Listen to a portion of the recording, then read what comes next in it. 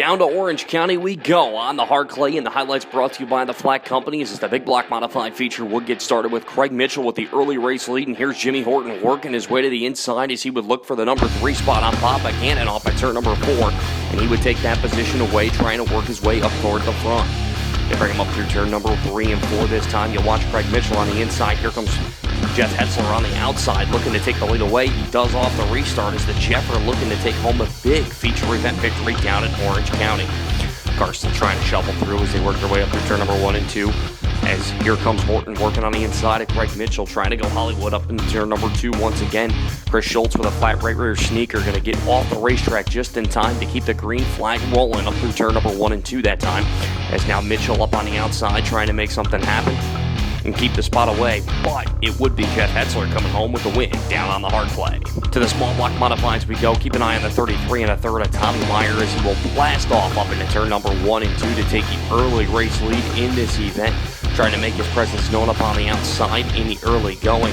As Donnie Elliott looks to make a move, now keep an eye on Tim Hindley looking to make a move. He'll duck underneath the 44 machine Anthony Parego up off of turn number 2 that time and work his way down the back straightaway. Meanwhile, Meyer way out in front of this one as he has control coming down the front stretch. Jerry Higbee right there. Parego sits in third as they'll work their way down off of turn number 4 as the caution would come out for Joey Falanga up in turn number 2.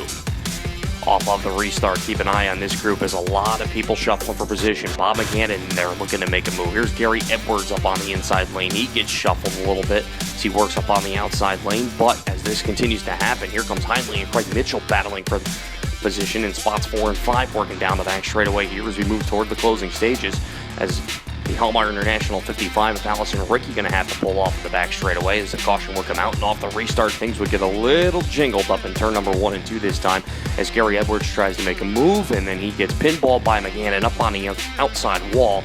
A tough break for the driver of the 21.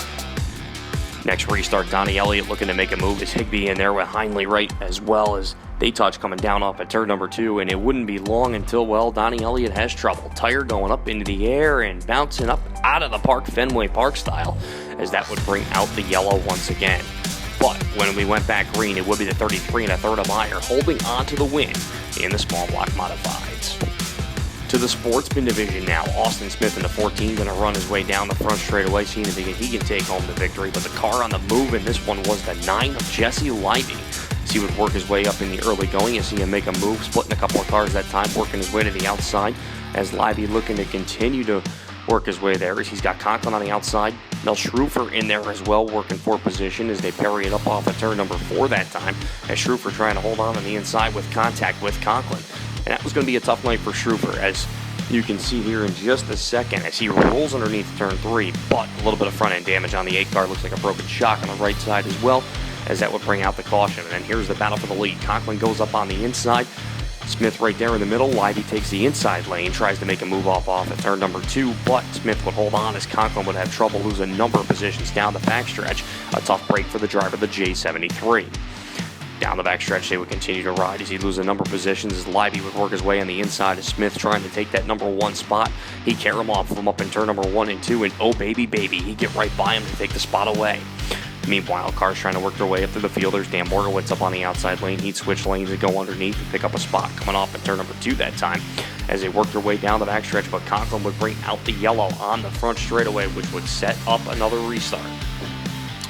This time, Leiby going to continue to lead out at the front of the field, but Leah Fotopoulos going to make a move on the inside lane, trying to get by Smith up off of the corner as they continue to race, now 3 wide behind him. But Leiby, for the 5th time in his career, going to take home the win down on the hard clay.